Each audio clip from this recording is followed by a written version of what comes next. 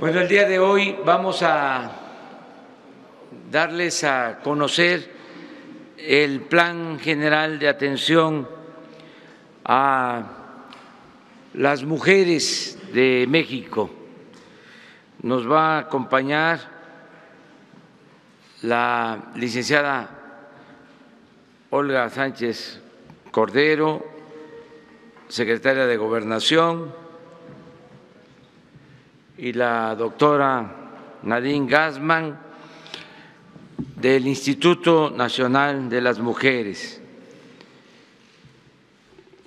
para que les expongan cuál es el plan de atención a las mujeres, sobre todo la protección a las mujeres, porque atención a las mujeres tiene que ver con la función de todo el gobierno de la República. Todo lo que hacemos es pensando en hombres y mujeres, todos los programas de bienestar, todas las acciones del gobierno. No se discrimina. Un gobierno democrático, progresista, no puede haber discriminación. Pero hay programas especiales de apoyo y de protección a las mujeres, y de eso nos van a hablar tanto la licenciada Olga como la doctora Nadine. Les damos a ellas la palabra y posteriormente abrimos, como siempre, la ronda de preguntas y respuestas.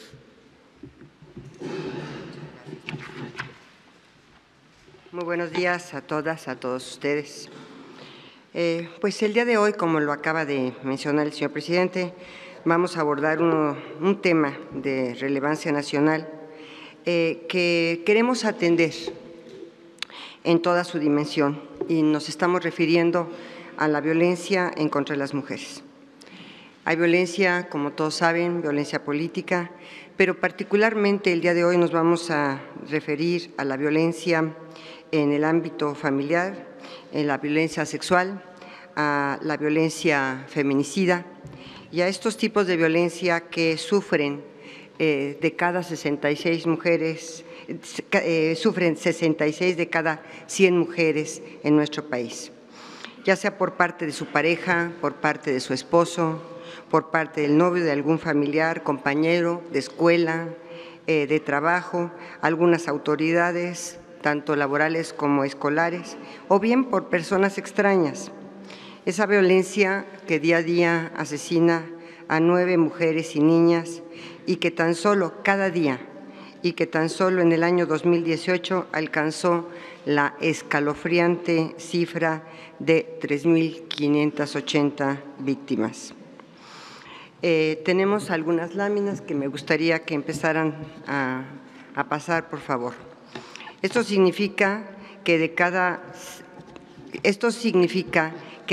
160 minutos son privadas de la vida una mujer o una niña en manos de conocidos, pero muchas otras más de ellas asesinadas en el espacio público, en el ámbito comunitario, sin importar la forma en que fueron privadas de la vida o el lugar donde fueron localizados sus cuerpos. A todas ellas las une un factor común: la falta de intervención oportuna y diligente del Estado mexicano para preservar su integridad y para asegurar sus vidas.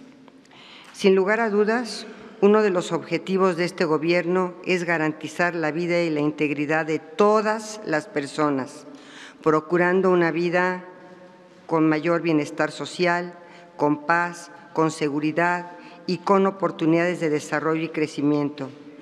Sin embargo, Todo ello no será posible si no intervenimos de manera decidida y pronta para evitar y combatir cualquier práctica de violencia que atente contra los derechos, la integridad y la vida de quienes constituimos más de la mitad de la población. A partir de esta premisa es que hemos diseñado el Plan de Acciones Emergentes para garantizar la integridad, la seguridad y la vida de las mujeres y niñas en nuestro país. Un plan de intervención en donde se incluye la participación de los 3 órdenes de gobierno y de distintas autoridades en diferentes ámbitos, quienes de manera conjunta y coordinada deberemos de actuar de manera inmediata para evitar que se sigan cometiendo estos actos de violencia de género. La grave crisis de derechos humanos por las que ha atravesado nuestro país ha afectado en mayor medida y fuerza a las niñas y a las mujeres, pues en los últimos años, tanto la violencia común como la violencia de la delincuencia organizada se ha ensañado en contra de ellas. Así lo demuestra el incremento de los índices de violencia y también las 33 solicitudes de declaratoria de alerta de violencia de género que han sido solicitadas. Es importante recordar que en 17 estados se ha declarado ya la alerta de violencia de género. La emergencia nos merece una intervención decidida, pronta y coordinada de manera inmediata. No podemos continuar normalizando la violencia contra las mujeres. No podemos aceptar ni como gobierno ni como sociedad que las cifras de, por ejemplo, feminicidio infantil hayan aumentado. No podemos permitirlo ni como sociedad ni como gobierno, porque la existencia de la violencia feminicida, de la violencia sexual y de la violencia doméstica son contrarias a la pacificación y reconciliación que ha propuesto y que ha promovido nuestro presidente. El plan encuadra también en las obligaciones desde el ámbito internacional. Se han hecho recomendaciones hacia nuestro país. Por ejemplo, las que en el año 2018 el Comité de la Convención para la Eliminación de la Discriminación contra la Mujer, la CEDAW, realizó al señalar la necesidad de adoptar medidas urgentes para prevenir las muertes violentas, los asesinatos y las desapariciones forzadas de mujeres, abordando las causas fundamentales de esa violencia, incluida la violencia armada, la delincuencia organizada, el tráfico de drogas, los estereotipos discriminatorios, la pobreza y la migración de las mujeres. Esta recomendación obedece a la evaluación que realizó el Comité CEDAW. México no ha presentado, según este informe y esta recomendación, avances significativos desde el año de 2012. En realidad, se identificó que la violencia contra las mujeres y las niñas se ha incrementado de forma dramática. No debemos dejar de reconocer que en los últimos años se han construido las bases jurídicas por hombres y mujeres comprometidos, como los mecanismos institucionales y una política pública amplia para garantizar el derecho a una vida libre de violencia. Sin embargo, hemos de reconocer también que todo ello no ha tenido su efecto útil, que es el de garantizar la vida y seguridad de las mujeres. Este plan de acciones emergentes que hoy se presenta solo es un primer paso de muchos más que desde el punto de partida de una carrera de largo aliento en donde nos motivan nuestras convicciones, pero nos comprometen sobre todo nuestras responsabilidades públicas. Cuando fui designada para estar al frente de la Secretaría de Gobernación por el señor presidente, señalé que era la primera vez en la historia que la política interior de México sería vista desde la perspectiva y la mirada de las mujeres y de las niñas. Hoy reitero esta expresión y añadiría que además de la política interior, la política en materia de seguridad y justicia también debe de tener una mirada y un rostro de mujer, pues solo incorporando esta visión podremos entender lo que necesita más de la mitad de la población de nuestro país. No basta entonces con entender, debemos de comprender de forma integral la realidad de las mujeres y las niñas para estar en condiciones de trabajar, para defender, asegurar, promover, respetar y garantizar plenamente sus derechos.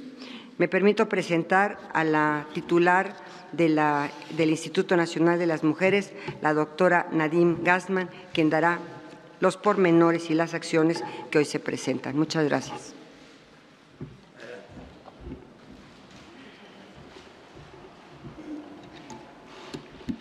Buenos días a todas y a todos. Muchas gracias, presidente, por la oportunidad de presentar este plan el día de hoy. Las acciones que hoy se presentan se enmarcan, por un lado, en la situación de emergencia que vive nuestro país en materia de seguridad, donde las mujeres y las niñas se encuentran en una situación de extrema vulnerabilidad, y del compromiso del Gobierno con cambiar esta situación. Estas acciones no sustituyen las obligaciones legales que tenemos en materia de violencia contra las mujeres, las diferentes dependencias del Gobierno. Son medidas emergentes para atender la violencia feminicida. La siguiente, por favor. El plan que hoy presentamos tiene objetivos muy claros: asumir como un problema de Estado la prevención, atención, sanción y erradicación de violencia contra las mujeres y las niñas, y colocar al máximo nivel de decisión esta responsabilidad. La realización de cada una de las acciones será a través de los sistemas y mecanismos ya creados por las leyes. Por ejemplo, a través del Consejo Nacional de Seguridad Pública y las diferentes conferencias de seguridad y procuración de justicia, la Comisión Ejecutiva de Atención a Víctimas, el Sistema Nacional de Atención a Víctimas, el Sistema Nacional para Prevenir, Atender, Sancionar y Erradicar la Violencia contra las Mujeres y las Niñas, el Sistema Nacional de Protección Integral de los Derechos de las Niñas, Niños y Adolescentes y el Secretario Ejecutivo, y en todos los sistemas y mecanismos ya se considera la coordinación de las diferentes dependencias del Gobierno federal y los 3 órdenes del Gobierno. Se conformará un consejo consultivo integrado por especialistas, funcionarios y funcionarias a fin de asesorar y dar continuidad a los resultados de este plan, además de permitir ir anunciando las acciones adicionales que se deberán sumando. Las acciones de este plan serán instrumentadas a través de los diferentes sistemas y mecanismos que ya están creados por las leyes. Algunas de las acciones comenzarán a llevarse a cabo de forma inmediata y otra, dado su complejidad, se realizarán en un plazo de más o menos 6 meses. Hasta el momento, las acciones realizadas han sido aisladas, sin coordinación. Uno de los grandes retos que como Gobierno tenemos es el desarrollo de una política integral, coherente, que ponga en el centro las necesidades de las mujeres y recupere la rectoría del Estado. Las acciones concretas que estamos planteando en términos de prevención son acciones coordinadas en zonas prioritarias a través de las coordinaciones estatales para la construcción de la paz, a fin de impulsar medidas en materia de seguridad para prevenir y reducir los feminicidios y desapariciones. Esto se hará a partir de un programa especial de acciones coordinadas entre las instituciones de seguridad, fiscalías estatales, autoridades municipales y mecanismos de igualdad de género, dando cabida a medidas de prevención de delitos de género en espacios públicos mediante el seguimiento diario de la incidencia delictiva y hechos de violencia contra las mujeres y niñas, focalizándose en desapariciones, violencia sexual, violencia familiar y feminicidios. Vamos a establecer mecanismos de coordinación con gobiernos municipales y estatales y darle cabida al seguimiento, atención, búsqueda al primer aviso de desaparición que hacen los familiares de niños y niñas. Una segunda estrategia de prevención es fortalecer la coordinación y la colaboración entre las corporaciones de policía, los sistemas de atención a víctimas, las fiscalías y autoridades judiciales, así como del personal de salud, para que ofrezcan atención a las víctimas directas e indirectas de la violencia, con sensibilidad y calidad, garantizando la protección de vida. Queremos establecer un mecanismo homogéneo y sistematizado para recuperar periódicamente la información de casos de violencia de niños y niñas, haciendo un particular énfasis en vincular los servicios de salud con los educativos en estos casos. Además de buscar establecer mecanismos de coordinación entre los diferentes entes, tanto las fiscalías, las escuelas, los centros de salud, para identificar el maltrato infantil. Una tercera área de prevención para atajar la violencia y los delitos de género en el espacio público y comunitario es integrar una estrategia de ordenamiento territorial y de política de desarrollo urbano con una estrategia de ciudades seguras y espacios libres de violencia, en coordinación y buscando la participación de los gobiernos municipales y identificando las zonas de riesgos para las mujeres y las niñas. Algunos ejemplos de lo que vamos a hacer es un registro nacional del transporte público concesionario, dar seguimiento y vigilancia de los espacios donde estos tipos de delitos suceden, por ejemplo, hoteles, lugares de hospedaje, desarrollar aplicaciones de teléfonos móviles y páginas web, así como otros dispositivos para que las mujeres de todas las edades puedan identificar zonas de alto riesgo y las instituciones públicas puedan tener una acción más inmediata. Y finalmente, en el área de prevención vamos a implementar campañas permanentes sobre el derecho a una vida libre de violencia, los derechos de las víctimas y los servicios de atención para que las mujeres y las niñas de todo el país sepan sobre las rutas de atención y la responsabilidad de las autoridades, y también para hablar sobre cómo prevenir la violencia, cómo transformar nuestra sociedad en una sociedad más igualitaria. Vamos a hacer la siguiente, por favor. Una revisión de los registros de casos de violencia y delitos contra mujeres y niñas por parte de las fiscalías, procuradurías y secretarías de seguridad y entidades federativas. La idea es hacer una auditoría de los casos de feminicidio, violencia sexual, violencia familiar y desapariciones, para identificar líneas de investigación que se requieran, para identificar a las víctimas indirectas, ver los vacíos, deficiencias en las investigaciones y las medidas para subsanarlas.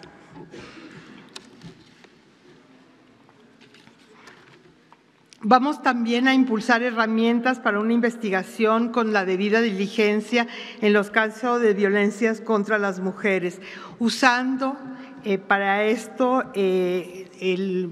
buscando homologar la investigación del feminicidio, las órdenes de protección, la forma de investigar la violencia sexual, familiar, las desapariciones, usando los estándares de las sentencias como de Mariana Lima, atendida por la Suprema Corte de Justicia de la Nación, y la sentencia del campo algodonero.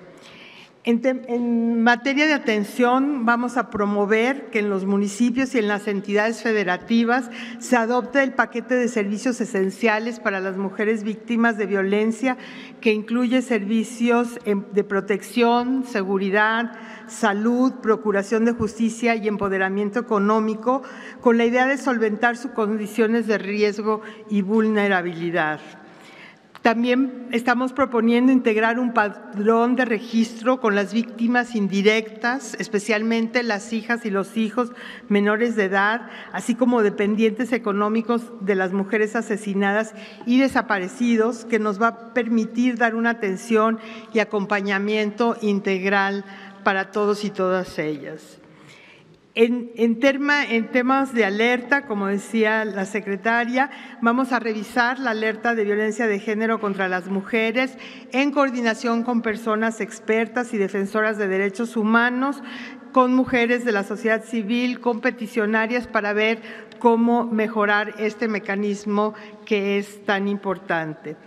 Y vamos a presentar un paquete de reformas a la legislación para fortalecer la estrategia para prevenir, investigar, sancionar y reparar la violencia contra las mujeres, donde tenemos propuestas de iniciativa de reforma integral en materia de la Ley de Acceso a las Mujeres a una Vida Libre de Violencia, una reforma para fortalecer la supervisión de las escuelas y el sector salud en los casos de niñas y niños víctimas de violencia, reformas para establecer sanciones a servidores y servidoras públicas que sean omisos o negligentes y la adopción, el cumplimiento de una de las recomendaciones de la CEDAW de avanzar en la adopción de un código penal único para fin de homologar los delitos que se cometen contra las mujeres y niñas en el país.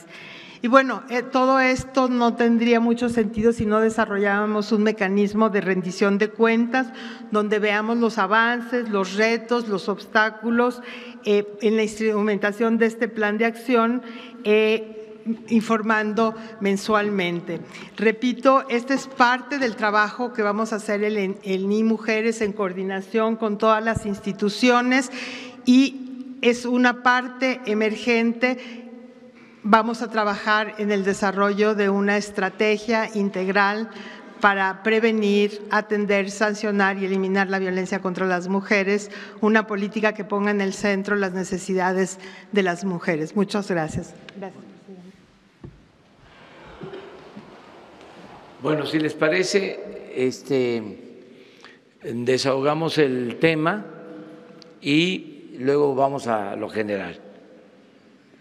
Entonces vamos con el tema.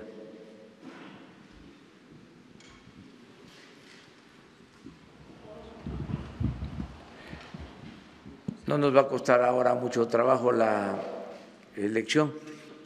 Van a ser puras mujeres. Buenos días. De la Agencia Informativa de Educación de México, Televisión Educativa. Preguntarle a la doctora Nadine si nos puede detallar el punto número 2 sobre la educación que se dará en las escuelas, principalmente a los niños.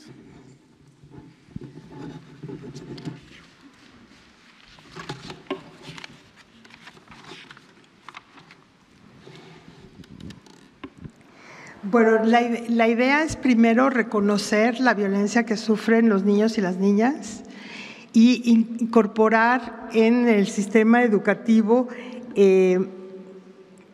información sobre casos de violencia contra los niños y las niñas, estar atentos y atentas a signos que sabemos que se dan en el sistema, que se pueden identificar en el sistema educativo y que a veces dejamos pasar, ¿no? Como ausentismo, cambios de comportamiento, que tienen que son actitudes que demuestran los niños y las niñas que están sufriendo violencia o que están siendo testigos de violencia. Obviamente en el sector educativo tenemos muchas más acciones de prevención, de educación para la igualdad, pero en el marco de este plan emergente queremos poner un especial énfasis en detectar a los niños y a las niñas, hacer una coordinación entre salud y educación para disminuir la violencia.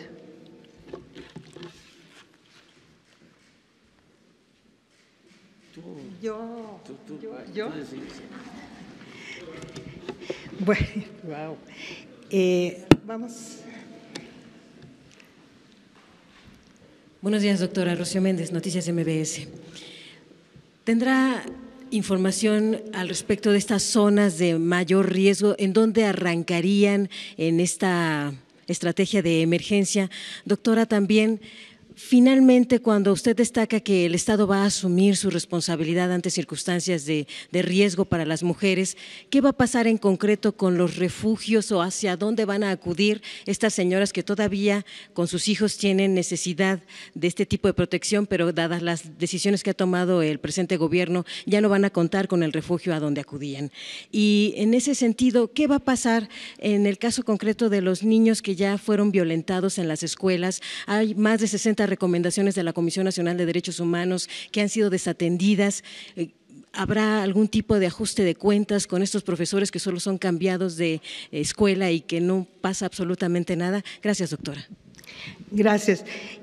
Bueno, el foco de este programa está en las zonas prioritarias, donde se ha puesto el énfasis en el plan de seguridad, porque hay un traslape entre la incidencia de violencia en estas áreas.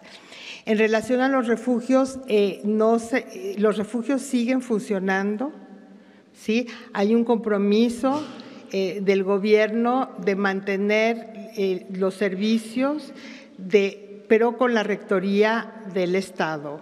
Entonces, creo que hay que quitar también eso de que, ¿verdad, señor presidente? Que se van ahí, o sea, que no hay refugios.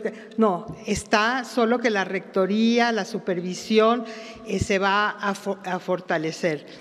Y en relación a las quejas, parte de este plan tiene esta estrategia de coordinación con las diferentes instancias para dar seguimiento, para sancionar y para tener acciones de prevención también en violencia contra los niños, las niñas y los adolescentes. Vamos a darle aquí a un joven para que no digan 2-1. Vamos a hacer. Buenos días, doctora. Alberto Rodríguez, de SDP Noticias. No sé si tenga usted algún comentario sobre el dictamen que se aprobó en el Congreso del Estado de Nuevo León, que busca reconocer al feto como persona de la concepción, lo cual atentaría contra el derecho de las mujeres a decidir. Y bueno, y en este sentido también hubo una de las candidatas a ministra de la Suprema Corte de Justicia que también por ahí se dijo que era pro vida. No sé si tengan alguna opinión al respecto. Gracias. Yo creo que se ha confundido siempre el tema de todas estas organizaciones de Provida con la tendencia en muchas ocasiones que se ha dicho que hay algunas organizaciones, algunas mujeres que son pro aborto. Esto es absolutamente erróneo. Lo que se pretende hacer, y esto que quede clarísimo, es no criminalizar a una mujer. Lo que se pretende es no llevarla y sujetarla a un proceso penal y a privarla de su libertad. Se pretende que esta es un tipo de revictimización a la mujer y por supuesto que es una política altamente discriminatoria. Entonces yo, y como ustedes saben, he tenido esta posición desde hace muchísimos años, porque yo no podría ver criminalizando a una mujer por una situación de esta naturaleza.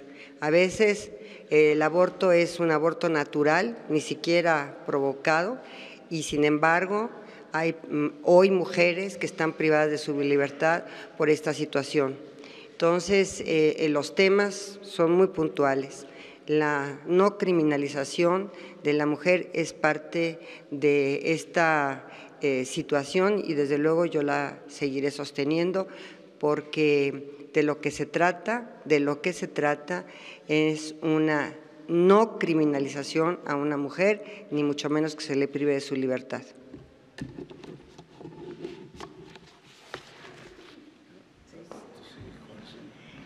Allá atrás la… Buenos días, Michelle Mejía de Multimedios. Preguntarle si dentro de esta estrategia ustedes estarían contemplando echar mano de acciones pasadas. Le comento porque en la administración pasada aquí en la Ciudad de México, en la administración de Mancera se utilizó este silbato para evitar casos de acoso. Mi pregunta sería, ¿ustedes estarían dispuestos, por ejemplo, en darle silbato a todas las mujeres para que en caso de sentirse pues en una situación incómoda, ellas puedan utilizar esta herramienta? O sea, el silbato de Mancera podría funcionar para este problema. Gracias. Mira, nosotros vamos a echar mano de las cosas que sirven. Entonces, estamos evaluando aplicativos, estamos evaluando cuestiones electrónicas para apartar a los agresores de las mujeres, una mayor conciencia social, un apoyo a las mujeres, y si los silbatos funcionan, también los utilizaremos. ¿Es una buena herramienta un silbato? Sí, como gritar también, como tener estrategias de prevención, de atención y una mayor solidaridad en la sociedad cuando uno está viendo mujeres que están sufriendo violencia, ¿no? Esta idea de que nadie se mete es una idea errónea, ¿no? Es una responsabilidad de todos y todas, y solo siendo parte de la solución, siendo parte, metiéndose, interviniendo como ciudadanos y ciudadanas ya es tiene un efecto importante en la prevención. ¿Vamos por ahí? Hola, buenos días. Arturo Contreras, de Pie de Página. Respecto a las zonas de atención prioritaria, zonas de alta marginación, zonas de montaña, ¿cómo se van a llevar acciones para prevenir ese tipo de violencias que están como bien delimitadas y digamos de alguna manera bien escondidas, ¿no? Bien metidas en la sociedad? Pues vamos a coordinarlo con las personas, con las instituciones que trabajan la seguridad en estas áreas. Reconocemos que hay diferencias, que tenemos felizmente un país diverso, complejo, geográfica, culturalmente, tenemos una gran diversidad y la idea de este plan es justamente traer todos los recursos que tenemos a nivel federal, estatal y municipal para atender, para poner un foco en este tema específico.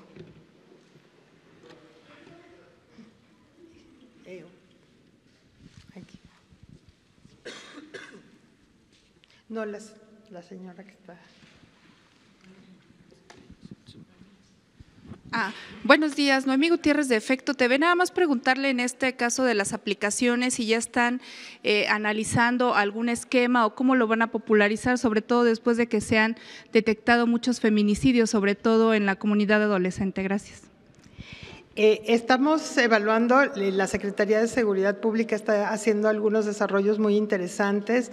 Vamos a seguir trabajando en ellos y cuando tengamos los vamos a popularizar, las campañas van a servir también a hablar sobre los instrumentos que estamos creando, las herramientas que tenemos. Vamos a usar las redes, vamos a usar todo lo que hace falta para realmente traer esta conciencia sobre la importancia de la prevención, la atención y los recursos que tienen las y los jóvenes y sobre todo las jóvenes en estos casos. Tal vez hasta allá atrás, allá atrás, el señor de… Hola, buenos días, Irving Pineda de Televisión Azteca. Oiga, una preguntota, a ver, ayúdeme a entender el tema de los refugios para mujeres que han sufrido violencia. Usted está diciendo, los va a tomar el Estado. Esto quiere decir, ¿ustedes van a edificar algún tipo de refugios? Se había dicho en días pasados que entonces se les iba a dar literal el dinero, los recursos a las personas que habían sufrido violencia.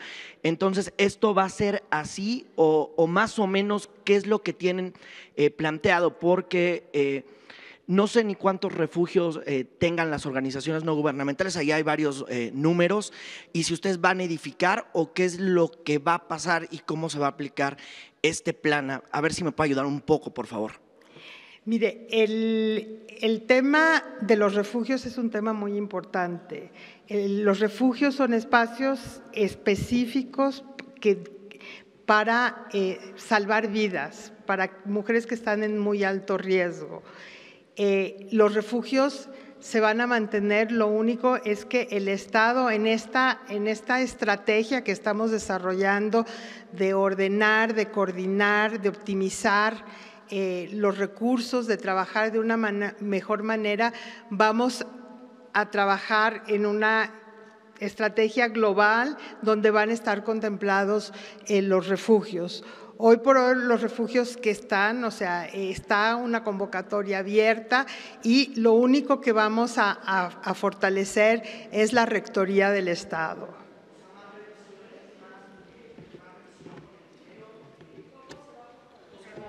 A ver, ¿Cómo se va a fortalecer eso? A ver, ¿es más revisiones de que se están aplicando los planes, de que los dueños no se roben el dinero como se ha dado a entender o como se ha insinuado? ¿O sería de una manera diferente en que ustedes tomarían literal el control de esto?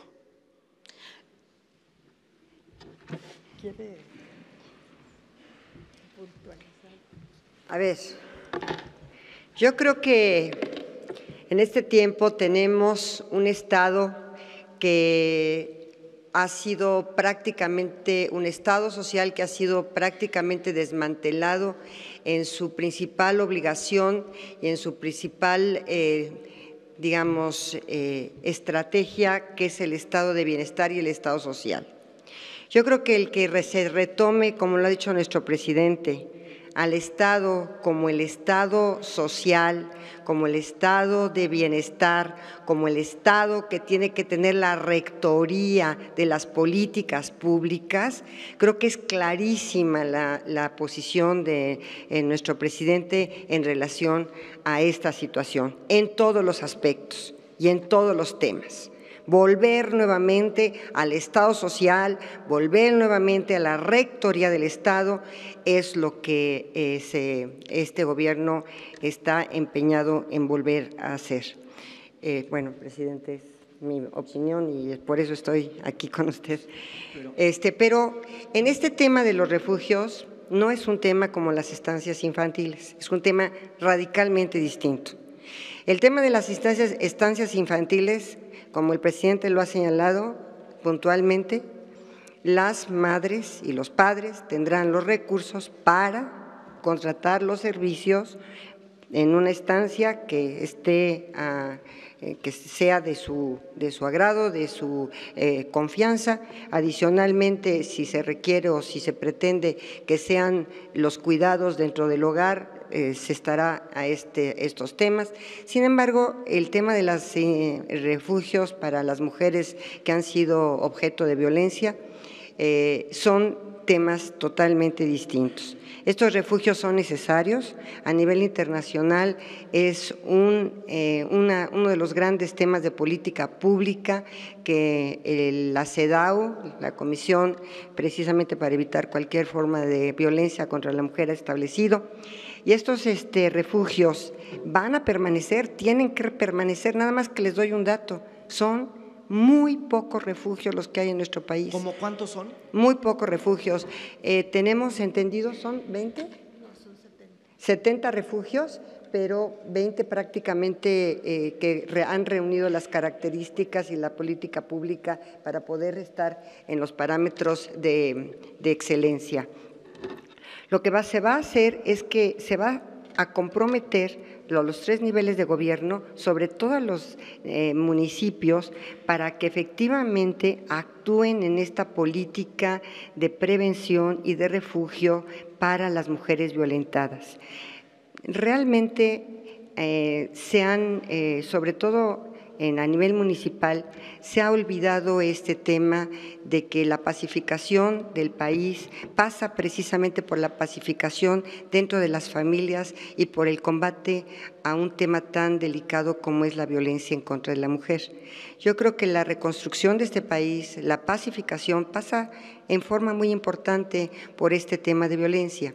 Entonces, el hecho de que se mantengan los refugios, y yo digo, no solamente que se mantengan los refugios, sino que se promueva la creación de los refugios a nivel municipal y que se cuente a nivel municipal con las suficientes políticas públicas para poder atender el tema de la violencia contra las mujeres, es sumamente importante y es prioritario para este gobierno.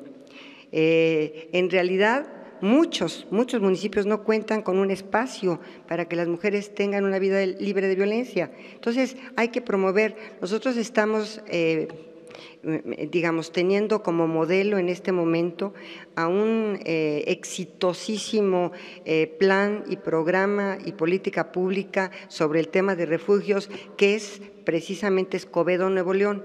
Pretendemos tener un modelo tipo Escobedo, Nuevo León para todos los municipios del país y para que todos los municipios tengan esta política pública de estos espacios para que la mujer esté libre de violencia. Y además, yo les quiero decir, en algunos países, por ejemplo, este tipo de refugios, no se conoce su domicilio, no se conoce dónde están ubicados, precisamente para evitar que los agresores acudan a estos lugares a seguir maltratando a las mujeres. Y en muchos de estos refugios no solamente son las mujeres las que están dentro de los refugios, sino sus hijos menores, porque precisamente la violencia alcanza a la mujer y a los hijos.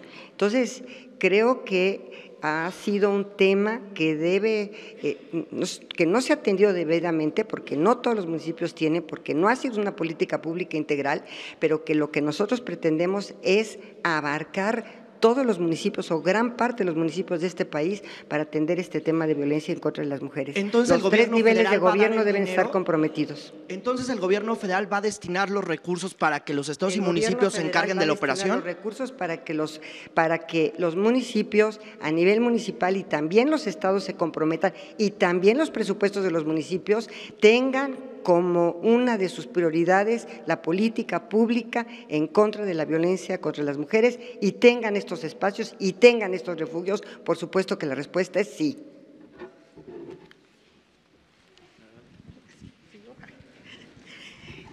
Sí.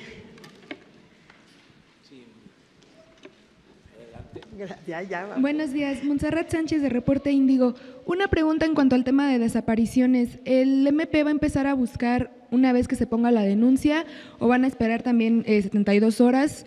Y también si hay muchos casos en los que las autoridades dicen la frase "se fue con el novio" o criminalizan a la víctima, ¿qué va a pasar con estos elementos? ¿Va a haber castigo para ellos? Bueno, en la propuesta de este plan se propone que se empiece a investigar sobre la desaparición en cuanto los familiares de la persona lo reporten. Y sí, parte del plan, y es una cosa que yo no mencioné, es que vamos a trabajar mucho con los servidores y las servidoras públicas para erradicar estos estereotipos, ¿no? Estas presunciones de qué hacen las jóvenes o los jóvenes o qué hacen las mujeres, etcétera. Y hay una propuesta de sanción que está dentro de nuestro paquete legislativo.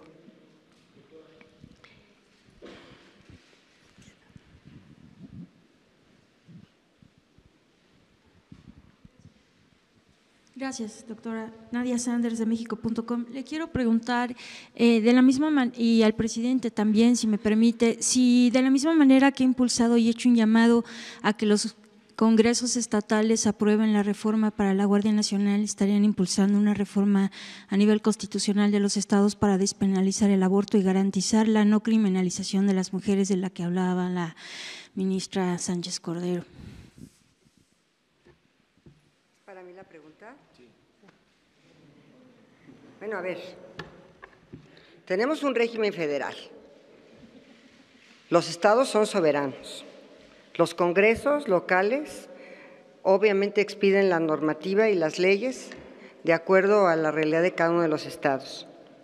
Si en un momento determinado se pudiera tener un código penal único, ahí podría establecerse de acuerdo con la representación popular que se tiene dentro de la Cámara de Diputados y de la Cámara de Senadores, la posibilidad de no criminalizar a la mujer por abortar, tal cual. Es decir, el tema aquí más sensible es un tema de recriminalización de la mujer. Se le vuelve a criminalizar varias veces, no solamente por su agresor, sino por el mismísimo gobierno, por los legisladores, por los jueces y por los ministerios públicos. por los fiscales. Entonces, este es un tema de violencia de género, este es un tema de discriminación, este es un tema de llevar a las mujeres a prisión. Y lo hemos dicho en todos los tonos. Esto no es un tema de aborto, es un tema de criminalización, es un tema de privación de la libertad. Entonces, habrá que dimensionarlo o habrá que tener su justa dimensión. Yo no puedo garantizarles porque no estoy en las legislaturas locales y hay una soberanía estatal, hay una autonomía e independencia de los congresos locales que se debe respetar en un sistema federal, pero independientemente de eso, si el Congreso de la Unión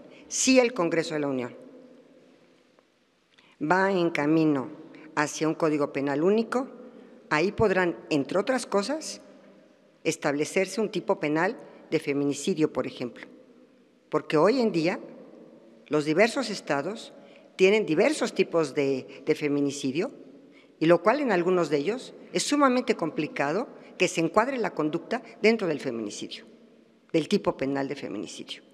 Entonces, si se va a avanzar a un Código Penal único, ahí podrían hacerse modificaciones legales importantes para armonizar la legislación, para homologar y para tener tipos penales muy específicos. Esto no quiere decir que no pueda tenerse el delito homologado de feminicidio, que también es violencia importantísima contra la mujer, o de la despenalización hasta las 12 semanas.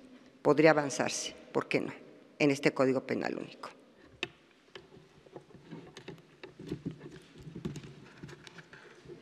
A ver, yo no soy la que estoy dando la palabra. A ver, Nadine. Sí. Vicente Serrano, de Sin Censura. ¿Nos pueden compartir la reflexión desde donde se inicia este programa, este plan? Entendiendo que la gran mayoría de los mexicanos son honorables, son buenos. ¿Se inicia desde el México violento, desde el México machista? ¿Cómo se percibe este programa? Y también entendiendo que se viene arrastrando históricamente una necesidad de justicia en muchos casos, como las muertas de Juárez. Esto tal vez sería para la secretaria Olga Sánchez Cordero. ¿Cuál sería el mensaje en esta ocasión que se habla de justicia para esas madres, para esas familias que después de tantos años siguen esperando justicia? Muchas gracias. Me parece súper interesante su pregunta, porque yo creo que esta iniciativa emergente viene de dos puntos. Uno, el reconocimiento de lo importante y lo frecuente que es la violencia contra las mujeres en nuestro país. La secretaria hablaba de que de cada 100 mujeres, solo pensemos 100 mujeres, 66 han sufrido algún tipo de violencia. O sea, es un número que tiene que preocuparnos y que ocuparnos. Y que tenemos en México 9 mujeres asesinadas por día, que también es un tema gravísimo, inaceptable. Muchas de ellas asesinadas solo por el hecho de ser mujeres. Entonces, es que el tema es un tema importante y que el gobierno del presidente está comprometido en hacer cosas para terminar con este tipo de violencia, que pasan por también transformaciones sociales, por acabar con el machismo, acabar con el patriarcado. Son estas dos cosas, es un problema grave y hay un compromiso que es importante y que se refleja en hacer un programa de emergencia, poner a todo mundo a trabajar en función de esto y esperar tener resultados en el corto, mediano y largo plazo. Si me permite, presidente, un momento. La Secretaría de Gobernación está instalando ya en este momento una unidad completa de fortalecimiento al sistema de justicia, tanto de procuración como de impartición de justicia. Quiero compartirles que adicionalmente a la a través de convenios al fortalecimiento de las fiscalías de los diversos estados, como de los tribunales, a través de los convenios que podamos realizar con las diversas entidades federativas, con los diversos estados, va a estar implementándose una mesa de atención a la justicia. Es decir, las causas penales que por alguna razón no han sido debidamente atendidas por determinadas procuradurías, estaremos atendiéndolas dentro de la Secretaría de Gobernación. Asimismo, también esta Mesa de Justicia y Reconciliación habrá de atender a aquellas personas, hombres y mujeres, privados de su libertad injustamente o que por años no hayan obtenido una sentencia condenatoria o una sentencia absolutoria. Estamos empeñados en llevar a cabo estas mesas en tanto que se establezca la unidad de fortalecimiento al sistema de justicia. Adicionalmente, vamos a tener también otra instancia, otra Dirección General de Justicia Transicional y de Reconciliación Nacional. Esta es una unidad que nunca ha existido dentro de la Secretaría de Gobernación y estamos por implementarla en los próximos probablemente 2 meses, en donde ya se establezca esta Mesa de Justicia. Y quiero decirles que este tipo de causas penales, este tipo de investigaciones que no se han llevado a cabo, nosotros las atenderemos puntualmente, habremos de tanto dar asesoría como de incitar, obviamente, a que la justicia se haga más expedita para poder dar una respuesta a todas estas situaciones que acabas de mencionar, en donde las mujeres no han tenido, y no solamente las mujeres, mucha de la población no han tenido una respuesta efectiva y eficaz del sistema de justicia en nuestro país. Estamos comprometidos con eso y desde luego que se va a implementar. Lo hemos platicado con el señor presidente, él ha estado muy enterado y en conocimiento de esta situación y vamos caminando hacia esta unidad. Muchas gracias. ¿Les parece? ¿Ya?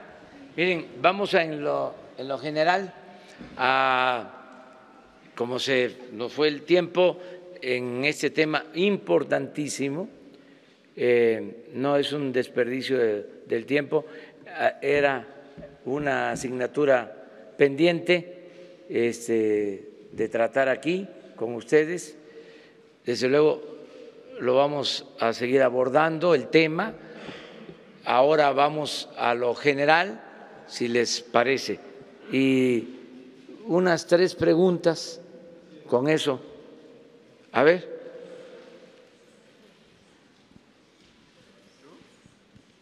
¿Los dos? Gracias. Señor presidente, Nancy Rodríguez de Oro Sólido, hay algunos dirigentes, perdón, es que quería hacerle una pregunta si me permite, y luego pasamos con usted, señor presidente. Gracias, discúlpeme, pero es que es importante, disculpe. ¿Qué trabajo se hará con los hombres? Porque ellos también sufren mucho esta violencia, se vuelve un círculo vicioso, ¿no? de destrucción, incluso familiar. ¿Qué trabajo se hará con ellos? Y además sufren mucho ellos también esta violencia. ¿Qué talleres de convivencia, talleres sobre la nueva masculinidad, talleres sobre qué es ser un buen padre, ¿no? Que ha cambiado mucho el rol? ¿Cómo se mostrará el cambio de paradigma en cuanto a los nuevos roles, hombres y mujeres? Si me hace favor, y ahorita, presidente, si me permite, y disculpas. Gracias, señor. Como parte de la estrategia integral de prevención de la violencia, por supuesto, tenemos que hablar con los hombres, porque los hombres son 98% de los agresores y tienen que trabajar su masculinidad, tienen que trabajar el concepto de igualdad, tienen que trabajar la resolución no violenta de los conflictos. Entonces, habrá trabajo sobre nuevas masculinidades. Queremos trabajar desde las escuelas el tema de la igualdad, promover una cultura de paz y de resolución no violenta de conflictos. Y yo siempre digo que atender la violencia contra las mujeres, prevenirla, hablar de igualdad, hablar de terminar con el machismo y el patriarcado es fantástico para las mujeres. Nuestra vida cambiaría, seríamos muy felices, pero los hombres también serían igualmente felices. Entonces, el tema es abordarlo, reconocer que el papel, esta idea errónea de superioridad, de posesión, es errónea, va contra los derechos humanos, no le sirve a nadie. Entonces, en el marco de una estrategia ampliada vamos a trabajar el tema de la prevención y vamos a trabajar también con los hombres. Gracias. Presidente, mil disculpas, pero es que era importante el trabajo con los hombres. Sí, gracias. Hay locutores de radio, televisión, señor presidente, que están muy indignados, muy enojados porque obviamente usted les ha robado mucho de su audiencia, ¿no? Pero están a tal grado indignados, no nada más con usted, sino también con los que venimos aquí. Incluso hay un locutor de Televisa que tiene un portal paralelo que se llama, ¿cómo se llama? Rivapalacio, Raimundo Rivapalacio, y tiene un portal que se llama Eje Central, que publicó cosas muy deleznables, muy ruines, ¿no? Acerca de nosotros, ¿no? Incluso al grado de describir a la misma reportera de Televisa de una forma tratando de herir y lastimar a su gabinete. Entonces, estos líderes de opinión, que antes eran líderes de opinión, están muy indignados, haciendo un periodismo muy deleznable. Señor presidente, ¿cuál es su opinión al respecto? Y también, desafortunadamente, bueno, se corre la versión de que usted va a tratar de rescatar a estas televisoras, ¿no? Algunos periódicos que han perdido mucha circulación y que están despidiendo gente. ¿Qué hay de cierto en eso? Que incluso les va a destinar hasta el 70% de los recursos que se tienen previstos. Gracias, señor presidente. Pues mire, nosotros vamos a ser siempre respetuosos de la libertad de expresión. Se están dando cambios en el país. De tiempo atrás no hubiese sido posible el cambio que estamos ahora llevando a cabo, este cambio de régimen, no solo de gobierno, sin el apoyo de los medios de información convencionales y de manera muy especial de las redes sociales.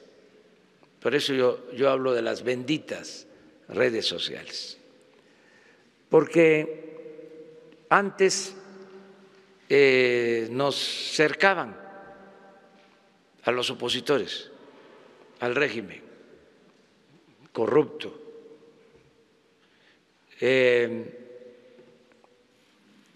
Se silenciaba a los opositores, no se podían saber las cosas. Todavía hasta hace muy poco tiempo la gente no sabía de que se había comprado un avión para el presidente que costaba 7,000 millones de pesos, un avión que no lo tenía en ese entonces ni Obama,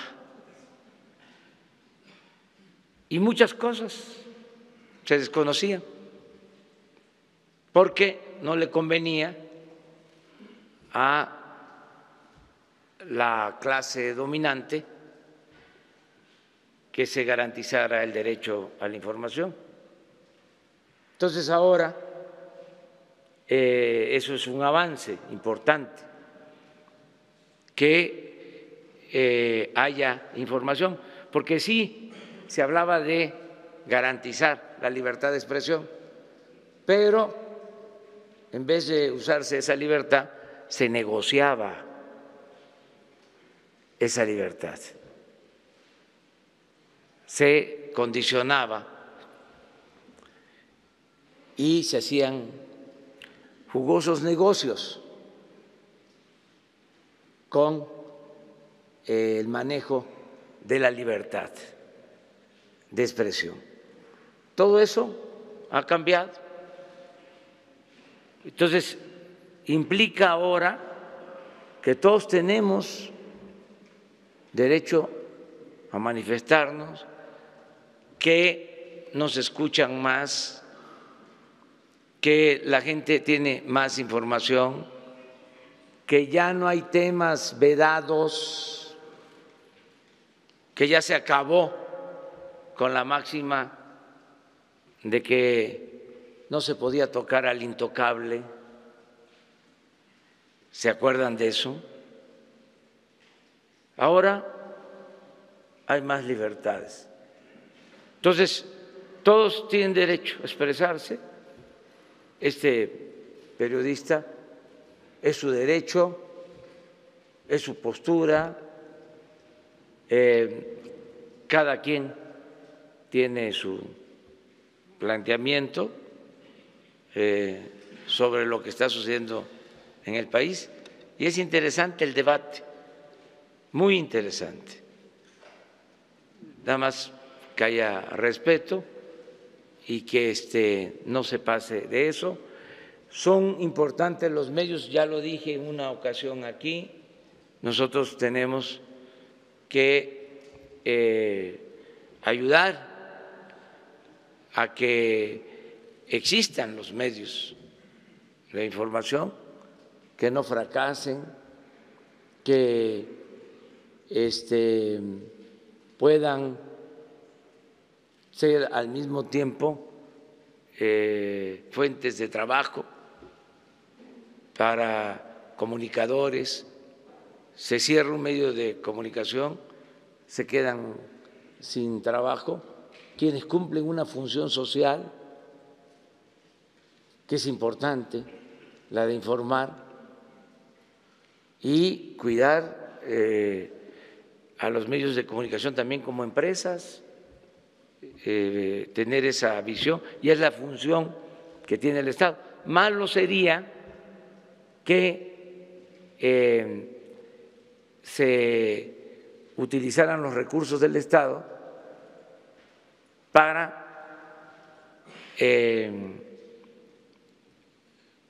comprar lealtades, comprar conciencias. Eso nunca lo vamos a hacer. Pero sí va a haber un plan de contratación de publicidad para que los medios puedan salir adelante por la función social que realizan. Desde luego, no las cantidades que se destinaban anteriormente, con mucha claridad en la ley de austeridad que hemos propuesto, se estableció que se van a ejercer el 50% de los recursos autorizados en el presupuesto del 2018, en el presupuesto autorizado, porque también había antes la mala costumbre de que autorizaban una cantidad y terminaban ejerciendo el doble o el triple. Entonces, en el plan de austeridad nuestro es la mitad de lo autorizado en el 18. Y esto se va a entregar con toda la transparencia y con un criterio que estamos por definir, que tiene que tomar en cuenta la influencia o la cobertura del medio, su vinculación social, si se trata de una empresa propiamente dicha, o si es una asociación de periodistas, que es distinto. Y sobre todo, señor presidente, que se haga periodismo que construya, porque durante los últimos 30 años se hizo un periodismo a modo, ¿no?, de robo, o sea, de corrupción, y de alguna manera los medios de comunicación también tenemos una función social muy importante. Sí. Entonces, que se haga un periodismo que construya. Vamos a ver eso, siempre y cuando se garantice la libertad de expresión en general. Entonces, sí estamos trabajando en eso. Presidente, Agustín Velasco de UNO TV. Perdón. Presidente, sobre esta perspectiva de crecimiento de la Organización para la Cooperación y el Desarrollo Económico, que la baja de 2.5 a 2%, si nos podría comentar algo, por favor. Tengo otras dos preguntas. Hace 2 días el titular de la Unidad de Inteligencia Financiera adelantó que la próxima semana presenta la estrategia para el combate al huachicoleo en la compra de medicamentos en el sector salud. Dijo que se están preparando 50 denuncias por lo menos en este sentido, que hay involucrados funcionarios, exfuncionarios de la pasada administración del presidente Peña Nieto. Saber si nos puede adelantar algo al respecto. Y finalmente, sobre esto que se publica hoy, sobre su expediente de la Dirección Federal, ¿qué es cierto y qué no es cierto de lo que se publica hoy sobre su expediente? Gracias. Las tres están bien. Bueno, la primera es…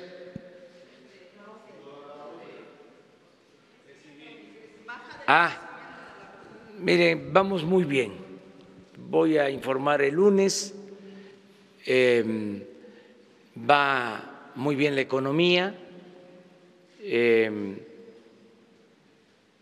muy bien las cifras macroeconómicas, hay estabilidad económica, financiera, estamos creciendo, se están creando empleos, se está mejorando el salario, hay bienestar, pero eso lo voy a explicar con datos el lunes.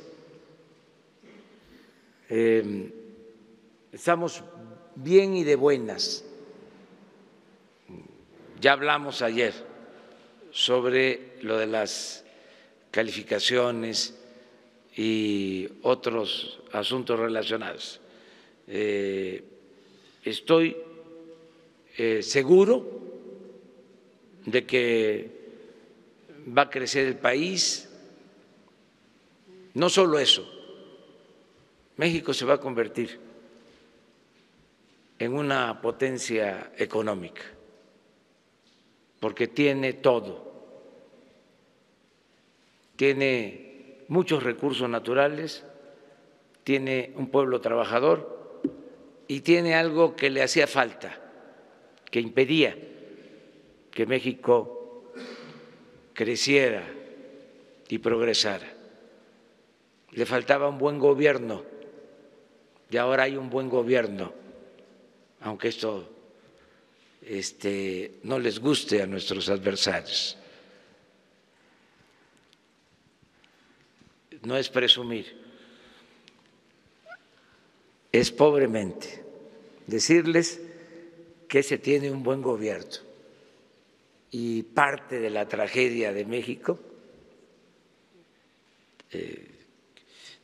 tenía que ver, la crisis de México tiene que ver en buena medida con los malos gobiernos y en particular la crisis de México se originó por la corrupción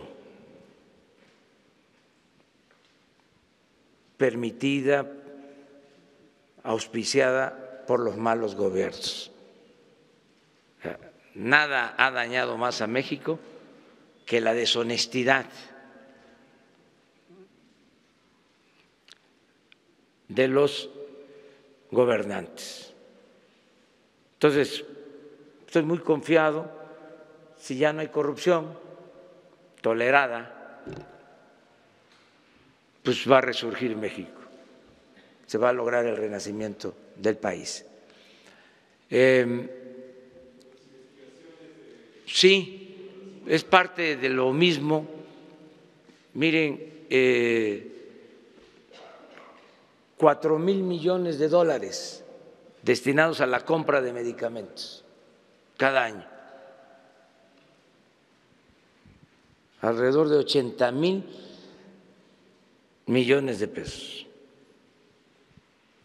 Y no hay medicinas en los centros de salud, en los hospitales.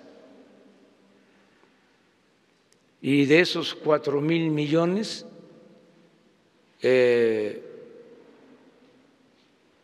cuando mucho 15 empresas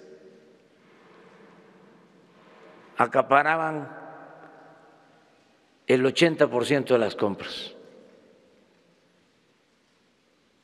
Gran monopolio, pero no solo en las medicinas, en todo.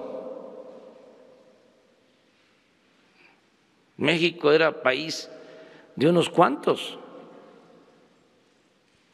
y eso se va a terminar. Y yo decía que la justicia era castigar a los responsables, pero sobre todo prevenir la corrupción futura.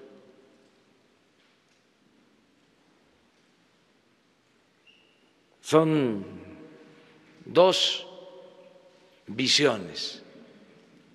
Se van a dar a conocer todos estos informes, todas estas denuncias. No solo se van a dar a conocer, se van a entregar a la autoridad competente para que, si se confirman delitos, se castigue.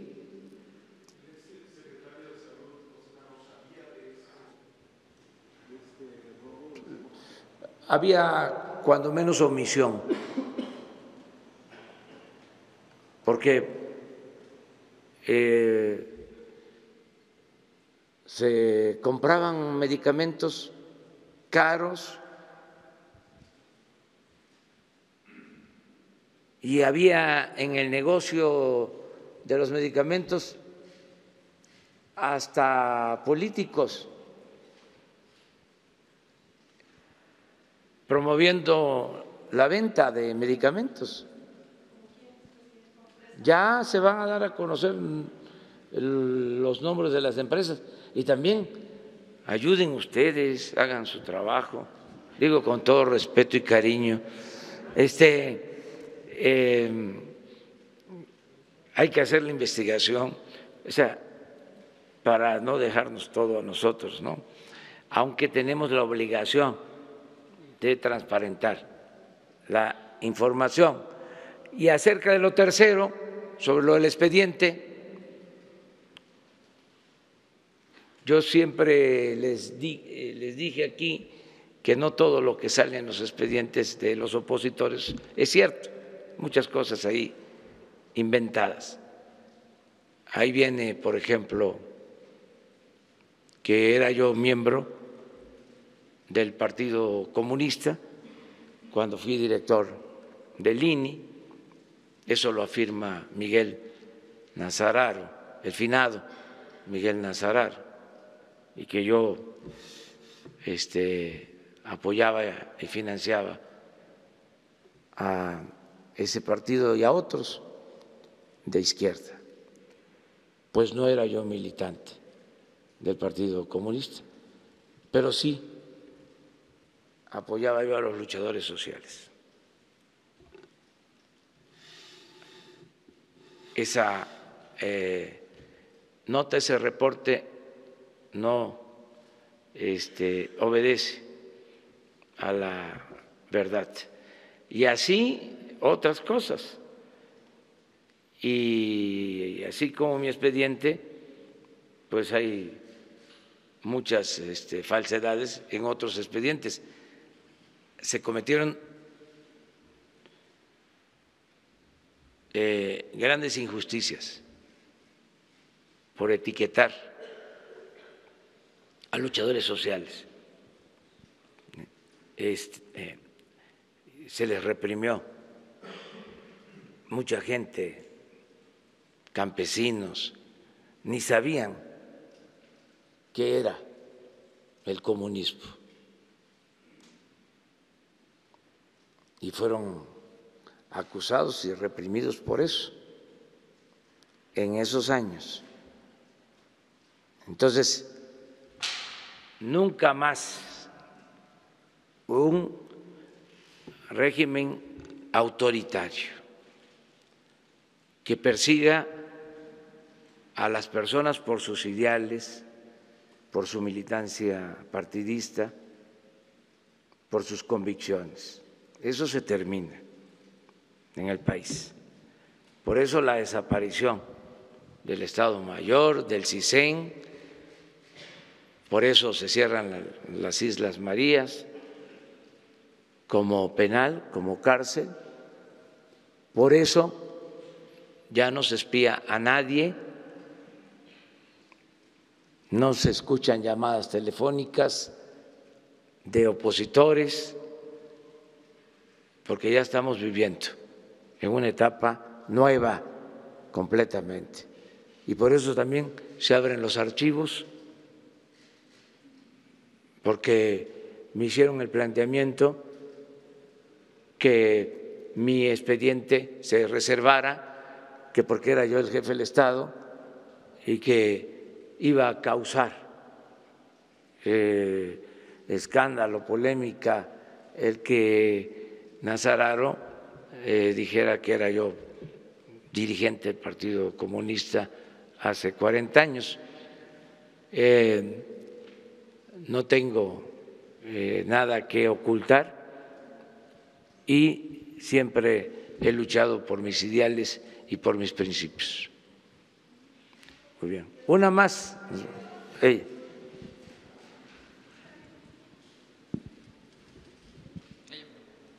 Los dos, pues ya.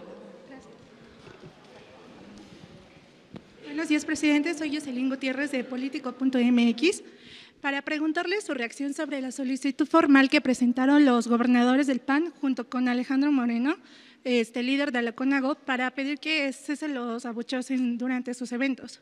También para preguntarle si evalúa una consulta ciudadana para cancelar el horario de verano como propuso durante cuando era jefe de gobierno en la Ciudad de México. Y en tercero, van 2 días consecutivos que hay bloqueos en Guanajuato. ¿Qué datos tiene usted al respecto? Y en este caso, ¿cómo es la coordinación de su gobierno con el gobierno estatal del Estado? Bueno, lo primero, ya hemos hablado de que abucheos en las plazas públicas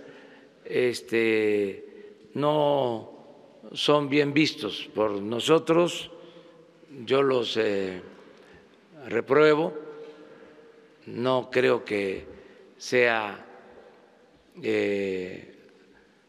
conveniente, es de mal gusto, hay que ser respetuoso de las autoridades y hacer a un lado el infantilismo político, la inmadurez, que, dicho sea de paso, tiene que ver con dirigentes, no con la gente, no con los ciudadanos. La gente por lo general es muy respetuosa, pero en la llamada sociedad política hay mucho revanchismo, no se olvidan agravios, no hay la convicción de la reconciliación, del perdón, y la cuarta transformación significa también la reconciliación. Necesitamos unirnos, reconciliarnos de verdad y no odiar, pero es un proceso también que se tiene que ir consiguiendo. Y ahí va, poco a poco. Lo que está mal es que se piense que yo promuevo eso, pues. Eso sí está mal. Desde luego tienen todo el derecho los críticos, sobre todo los de la prensa fifí, con todo respeto, sin ofender a nadie, pues a culparme de todo. Usted comentaba que va a planear como un mecanismo de comunicación con los gobernadores en caso de que este problema siga. En caso de que no quieran ellos acompañarme a las plazas, pues yo los visito en el Palacio, nos reunimos y yo me voy a la plaza porque yo sí necesito tener la comunicación permanente con la gente. Es más, aunque me abuché, porque quiero saber siempre lo que la gente está pensando. Siempre voy a recoger los sentimientos de la gente, porque ahí es donde me entero de lo que está pasando. Si nada más me dedico a leer el periódico, con todo respeto, a lo mejor no voy a saber lo que realmente está sucediendo. Entonces, necesito la comunicación con la gente, pero yo creo que se va a superar. Hay también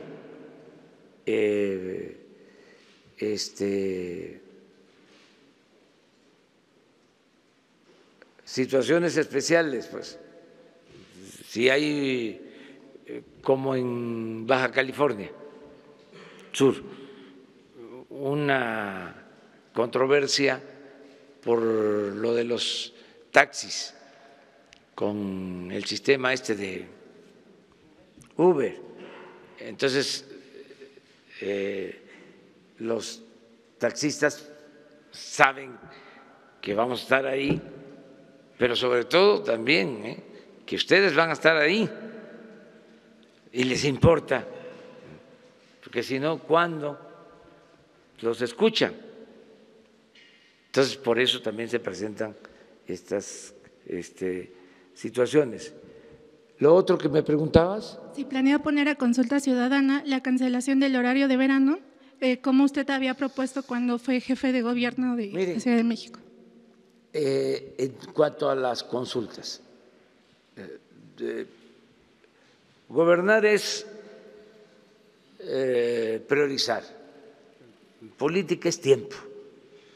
Yo, de los grandes y graves problemas nacionales, estoy dándole más atención a los que considero de mayor importancia por el daño que ocasionan a la sociedad. Por ejemplo, lo número uno es acabar con la corrupción. Ahí estoy, como guardián, cuidando el dinero del presupuesto, que es dinero del pueblo.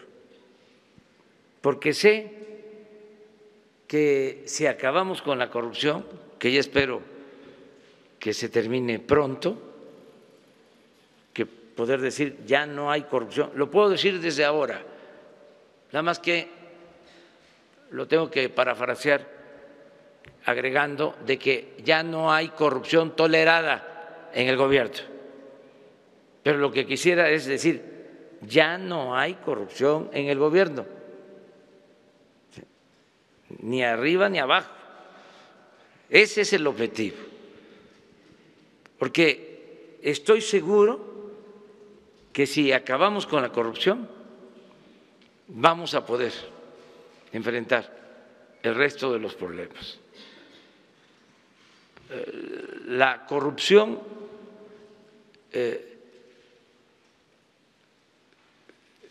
fue la causa principal de la desigualdad económica y social.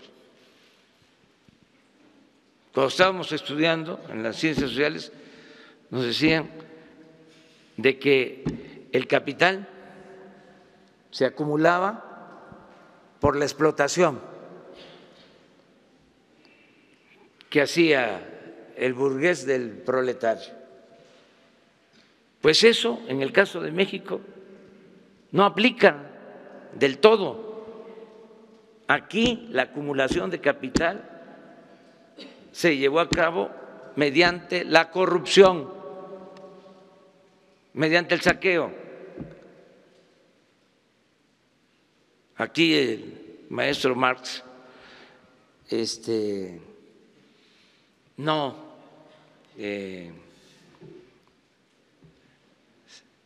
le atinó, siendo tan inteligente, uno de los mejores filósofos del mundo.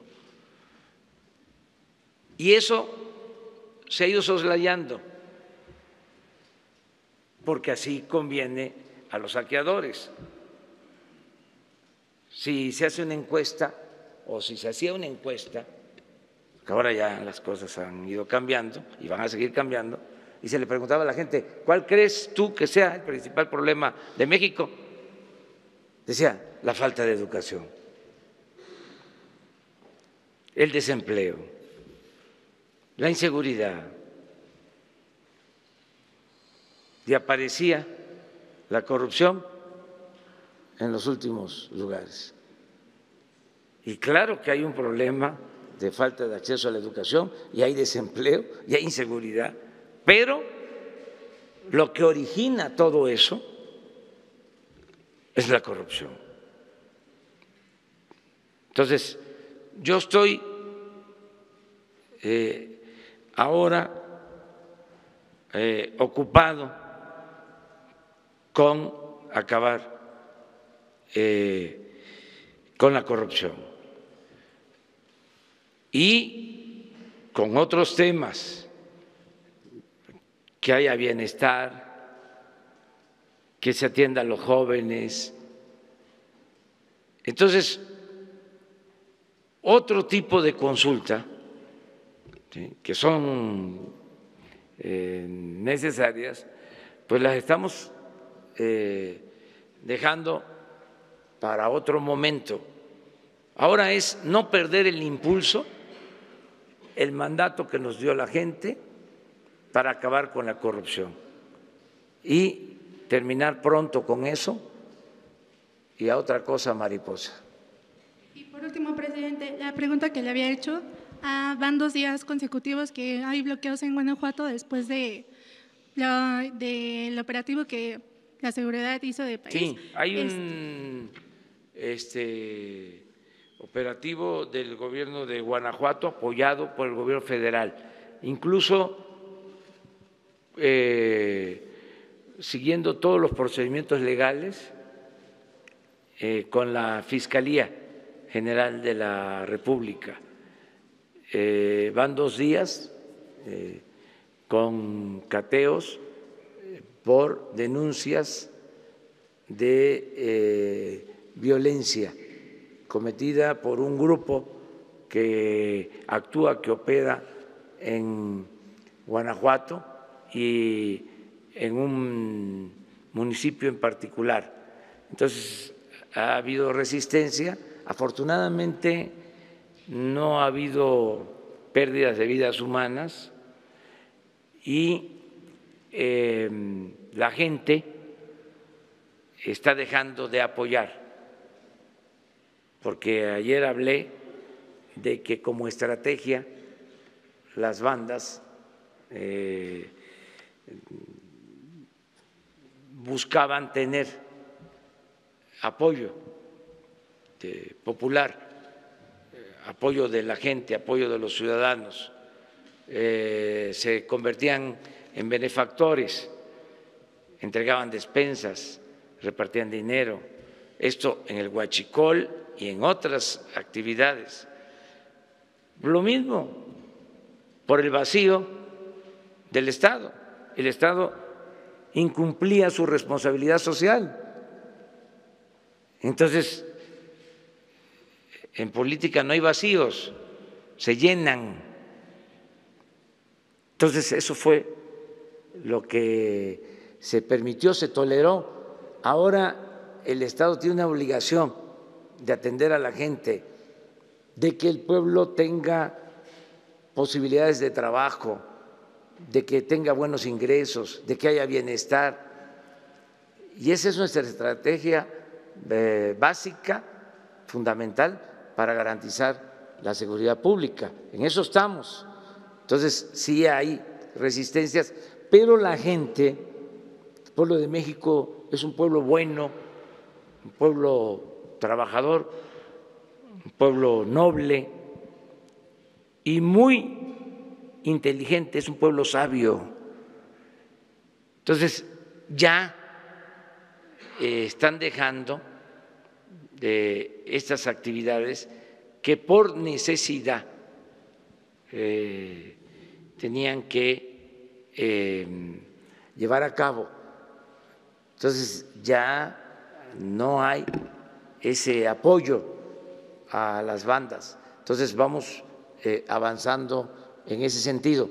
Termino diciéndoles de que se mantienen los refugios para las mujeres, que nunca se dijo que se iba a dejar sin protección a las mujeres, que esto lo inventaron y le dieron vuelo los que no quieren que se termine con el mecanismo que existía de repartir el dinero del presupuesto a distintas organizaciones, que es muy diferente a dejar sin apoyo a las mujeres. Es totalmente distinto, ni a los niños, ni a los ancianos. En el caso de los refugios, cuando pedí el informe, me dieron a conocer que el DIF transfiere alrededor de 300 millones de pesos para estos refugios. Y desde luego que no hay ningún problema. Lo que queremos es que el Estado se ocupe de la protección a las mujeres, la función social que debe de cumplir el Estado, y que también haya seguimiento, evaluación. ¿En qué quedamos? Entonces, nada más vamos a evaluar a los maestros, porque eso sí le gusta a los conservadores, que se evalúen a los maestros, ¿no? Sí, y es posible que hasta más.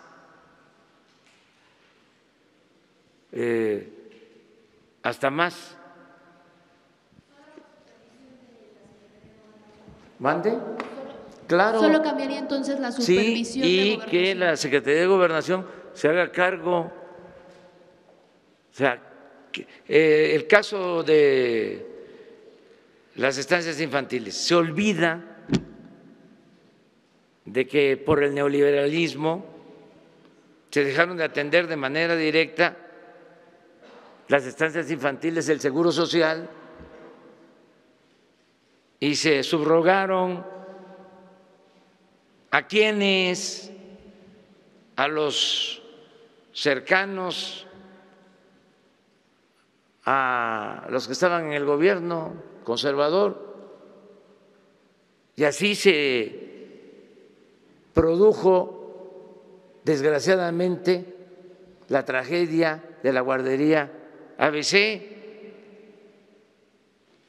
que no tenía ningún tipo de protección, pero aquí estamos hablando de que en la nómina o en los censos de 320,000 niños con cientos de miles de estancias infantiles. Y en la evaluación que hizo el DIF del gobierno pasado, de cada 10 estancias infantiles, 7 irregulares, y de cada 10, 4 con alerta roja. Y estoy esperando que terminemos el censo, porque aquí voy a traer la información. Todo esto lo digo porque sigue la derecha, que no le llamo así, le llamo el conservadurismo, con lo mismo. Entonces, tienen todo, desde luego, su derecho de manifestarse, eso está garantizado, pero aquí va a haber polémica, ¿eh? Aquí va a haber debate, y también que no me pidan que como soy el presidente no puedo hablar. O sea, engarrótese ahí. Usted no puede hablar, usted aguante. ¿Sí? O sea, nosotros somos los analistas, somos los expertos, somos los intelectuales, somos los de la sociedad civil, somos independientes. No, eso es un cuento. ¿Independientes de quién? Son independientes posiblemente del pueblo, no de la oligarquía. Entonces vamos hablando con claridad y respetándonos, y si hay debate, se enriquece la vida pública del país. Que todos podamos hablar. Me dio mucho gusto y nos vemos mañana. Presidente. Mañana Presidente. Tú abres. Muchas gracias. Presidente, es que me había dado la palabra hace rato, pero se fue para otro lado. A ver. ¿Sí? Yo tengo una pregunta desde la semana pasada. Pido respeto porque yo nunca le he chiflado a nadie, por favor. Presidente, hace 10 años, por decreto de Felipe Calderón, el dinero de pronósticos deportivos dejó de destinarse a la asistencia pública. Estos recursos, a pesar de que fueron enviados a la tesorería, pues no se sabe cuál ha sido su destino, e incluso funcionarios de la propia Lotería Nacional señalan que el dinero habría podido terminar en las cuentas de la Fundación de Marta Sahagún. No sé si en su administración ya se está investigando ese caso, si lo van a investigar, y qué estaría pasando entonces con todos los recursos de pronósticos deportivos que tendrían que ser destinados a la asistencia pública. Gracias. Bueno, te contestamos posteriormente, que tengamos información. ¿De acuerdo? Su agenda, por favor. La agenda, hoy tenemos muchas cosas que hacer. Estamos haciendo muchas labores para seguir impulsando la puesta en práctica de acciones del gobierno. Tengo reuniones con Hacienda, con funcionarios de Pemex, con Jesús se les da a conocer las reuniones que tengo el día de hoy. Muy bien, muchas gracias.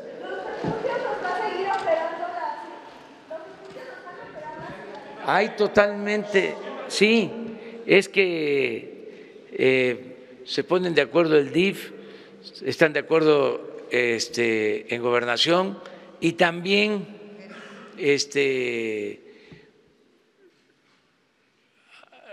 organizaciones de sociedad civil que ayudan, ¿sí?, en esto, pero continúa. ¿Mande? Si hace falta, sí. Miren, el objetivo de este gobierno es acabar con la corrupción para que vivamos con justicia y seamos felices. A ver, no, te lo quiero aclarar porque si no va a decir que no quedó claro. A ver, sigue igual el programa. Ok, no hay modificaciones. No hay modificaciones, solo que va a haber más cuidado del Estado. Esto fue una invención, con todo respeto. Como salió lo de las estancias infantiles, pero no solo es eso, es que se terminó con una práctica que significaba entregar una bolsa del presupuesto público a organizaciones sociales, a fundaciones, a organizaciones no gubernamentales, de alrededor de 30,000 millones de pesos. Si aquí estamos hablando de 300 millones. O sea, como no pueden justificar lo otro, no hablan de lo otro, y yo no puedo también, porque es de mal gusto, decir cuánto se daba para la organización de torneos de golf. Se daba más que lo destinado a los refugios de mujeres. Bueno, las estancias infantiles, más de 3,000 millones de pesos. Estamos hablando de los refugios, 300. Son cosas distintas, pero que les quede claro, no hay la intención de dejar a las mujeres sin protección. O sea, no somos como ellos. Nosotros tenemos convicciones, nosotros le tenemos amor al pueblo, no somos egoístas. Entonces, todo eso fue un invento para justificar un sistema que fueron creando todo un andamiaje de simulación, que se atendía a la gente para hacerse de la vista gorda y permitir el saqueo impunemente, que es lo que hicieron en todo el periodo neoliberal o neoporfirista. ¿Ya quedó claro o todavía? Bueno, muchas gracias.